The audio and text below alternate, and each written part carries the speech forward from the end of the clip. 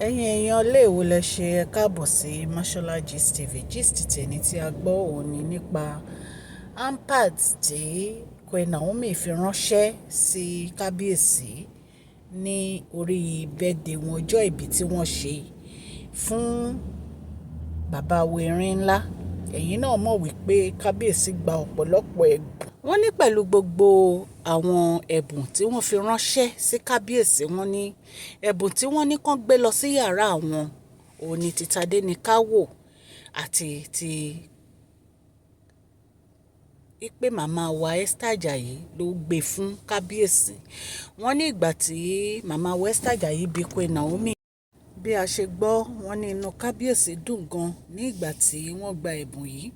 Wípé ṣùgbọ́n ìgbà tí màmá wa Esther Ajayi bí Queen Naomi, bí a ṣe gbọ́, wọ́n ní ìgbà tí màmá wa Esther Ajayi bí Queen Naomi pé ṣé wọ́n ní lọ sí ibi ìnáwó kábíyèsí ni wọ́n ní Queen Naomi ní wípé ẹ̀mí Ọlọ́run ò ní kí àwọn lọ sí ibẹ̀.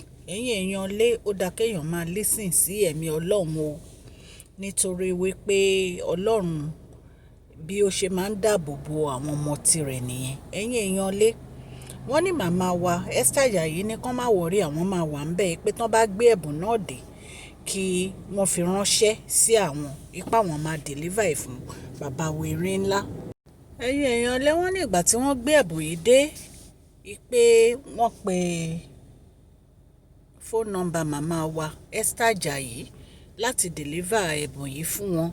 Wọ́n ní màmá wa Esther Ajayi dẹ̀ deliver ẹ̀bùn yìí ní orúkọ Tadenikawo. Wọ́n ní bàbá Erin ńlá dẹ̀ ní kí wọ́n gbé ẹ̀bùn yìí lọ sí inú chamber wọn. Wọ́n ní ẹ̀bùn yìí ni ẹ̀bùn ìkíní tí kábíyèsí máa ní kán gbé lọ sí inú chamber wọn, pé gbogbo àwọn ẹ̀bùn tó kù inú store room ni wọ́n ń gbé sí, pé ṣùgbọ́n ẹ̀bùn tí Queen Naomi fi ránṣẹ́ lórúkọ Tadenikawo yìí, wọ́n ní inú chamber bàbá Erin ńlá ni wọ́n gbé sí. Ẹ̀yin èèyàn lé, bí a ṣe gbọ́ nìyẹn. Ẹ̀yin náà mọ̀ wípé kábíyèsí òkò ìyẹn Queen Naomi kéré lóòótọ́.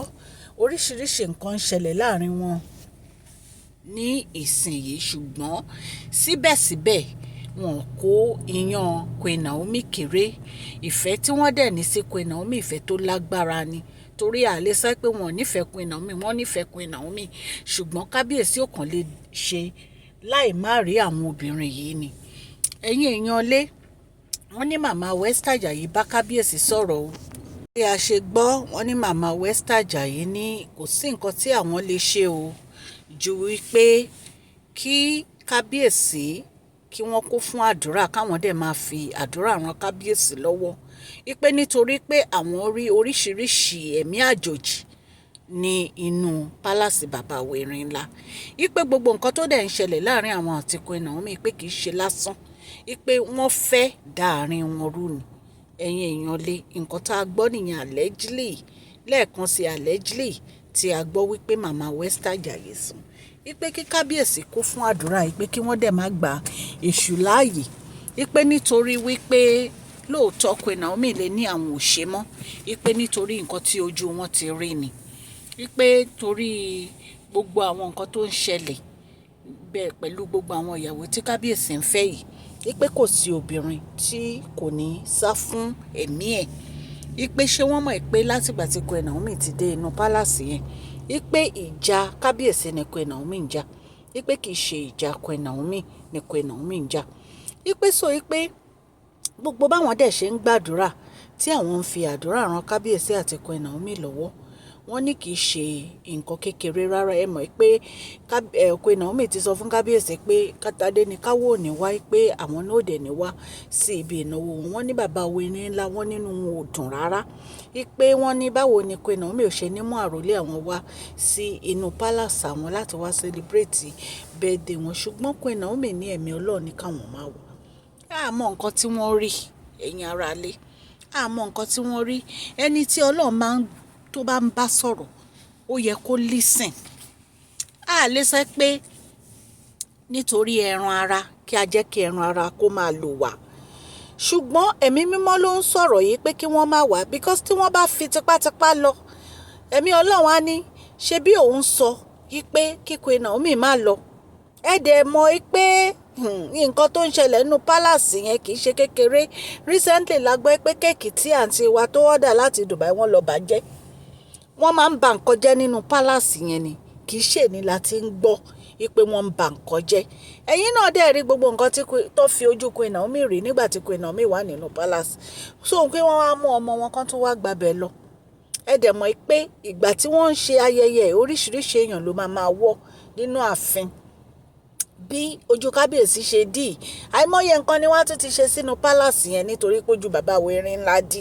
Tó yẹ pé bàbá wo Erin ló dẹ̀ ní mọ̀. Létà ni wọ́n á máa mọ̀ pé wọ́n ṣe nǹkan báyìí, wọ́n ṣe nǹkan báyìí, wọ́n ṣe nǹkan báyìí. Ẹ̀yin èèyàn lé kí n ṣe nǹkan tó easy ni ó ń ṣẹlẹ̀ o. Àfi kí Ọlọ́run Elédùmarè kó ṣàánú bàbá wo Erin ńlá kí ó bá wọn yanjú gbogbo ọ̀rọ̀ tó ń ṣẹlẹ̀ yìí nítorí pé ọ̀rọ̀ yìí ó fẹ́ àdúrà gidigidi ni, kì í ṣe àdúrà kékeré. Nǹkan tí màmá wa Esther Ajayi náà dẹ̀ ń sọ fún wọn nìyẹn. In fact gan wọ́n ní ọba Ẹlẹ́gùṣì gan wọ́n ní wọ́n advice kábíyèsí wípé nǹkan tí kábíyèsí ń ṣe yìí wípé kí wọ́n rò dáadáa, wípé kí wọ́n rò nǹkan tí wọ́n ń ṣe yìí dáadáa wípé torí àwọn rí i pé ọ̀rọ̀ yìí ó ń fẹ́ àdúrà. Ẹ̀yin èèyàn lé ọkùnrin ló tún sọ̀rọ̀ yẹn. So wọ́n ní gọ́vnà Adeleke wọ́n ní wọ́n fún wọn ní mọ́tò oríṣiríṣi ẹ̀bùn ni wọ́n ní kábíyèsí gbà. Ṣùgbọ́n ẹ̀bùn tí kábíyèsí fẹ́ ní ìsìn tí èmi rò pé wọ́n fẹ́ o ní ẹ̀bùn pé kí Queen Naomi àti Tadenikawo kan wà ní àyíká wọn. Èyí á jẹ́ ìdáàbòbò fún wọn torí wọ́n ní pé shield ni Queen Naomi jẹ́ fún kábíyèsí. Wọ́n ní ìtorí ẹ̀ ní àwọn èèyàn yìí ni wọ́n fi fẹ́ Queen Naomi nínú palace bàbá wo Erin ńlá. Ṣùgbọ́n ọ̀rọ̀ bàbá wo Erin ńlá wọ́n ní bí ìyàwó kọ́ ṣàfẹ́yàwó. Bí a ṣe gbọ́ wọ́n ní ìkan nínú àwọn virgin tí wọ́n fẹ́ wọ́n ní ìyẹn tiẹ̀ wọ́n ní ṣe ni family ẹ̀ ra brand new car fún kábíyèsí tó worth 500 million. A lè sọ allegedly bá ṣe gbọ́ ni nǹkan tá a gbọ́ la wá torchlight sí. Ṣùgbọ́n àwọn family tí wọ́n fẹ́ fi virgin ọmọ wọn fún kábíyèsí mi ì rè pọ́n rò dáadáa. Kí ló dé tí virgin yìí ò ṣe lọ fẹ́ ẹgbẹ́ tí wọ́n jọ máa bẹ̀rẹ̀ láti ìbẹ̀rẹ̀ ayé ẹ̀ tó wá jẹ́ pé kábíyèsí ló fẹ́ fún virginity ẹ̀. Àwọn fámìlì ẹni yìí ó yẹ kán rò dáadáa. Pẹ̀lú gbogbo nǹkan tá à ń gbọ́ pé ó ń ṣẹlẹ̀ nínú palace yẹn, wá fẹ́ mú ọmọ yín ẹ fẹ́ lọ fún kábíyèsí. Pẹ̀lú gbogbo nǹkan tó ń ṣẹlẹ̀ nínú palace yẹn, virgin ni ọmọ yìí. So virgin yìí kò lè lọ fún ẹni tó yẹ pé wọ́n á jọ bẹ̀rẹ̀ láti bẹ̀rẹ̀ ní virginity ẹ̀. Ó wá jẹ́ bàbá wo Erin látọ́ ti níyàwó 6 ló fẹ́. Ẹ̀yin náà máa wo gbóró àwọn nǹkan báyìí. So wọ́n ní ọba Ẹlẹ́gùṣì advice wọn pé kán ro gbogbo nǹkan tó ń ṣe dáadáa pé kì í ṣe ọ̀rọ̀ ìyàwó ló kọ̀ fún kábíyèsí. Màmá Esther Ajayi náà advice kábíyèsí. Ó wá wo kábíyèsí kan gbọ́ àbí kan má gbọ́. Ṣùgbọ́n wọ́n ní Queen Naomi fi ẹ̀bùn Tadenikawo ránṣẹ́. Wọ́n ní inú bàbá wo Erin ńlá dùn láti gba ẹ̀bùn yẹn. Ẹ̀yin èèyàn lé mo dúpẹ́ lọ́wọ́ gbogbo etí tó ń gbọ́ mi bí mo ṣe ń sọ allege ní gist nǹkan tá a gbọ́ la wá torchlight. Orúkọ mi ni Máṣọlá, Yorùbá ni à ń sọ lórí ìkànnì yìí. À ń sọ nítorí pé àfẹ́gbàgbé àṣà àti èdè wa.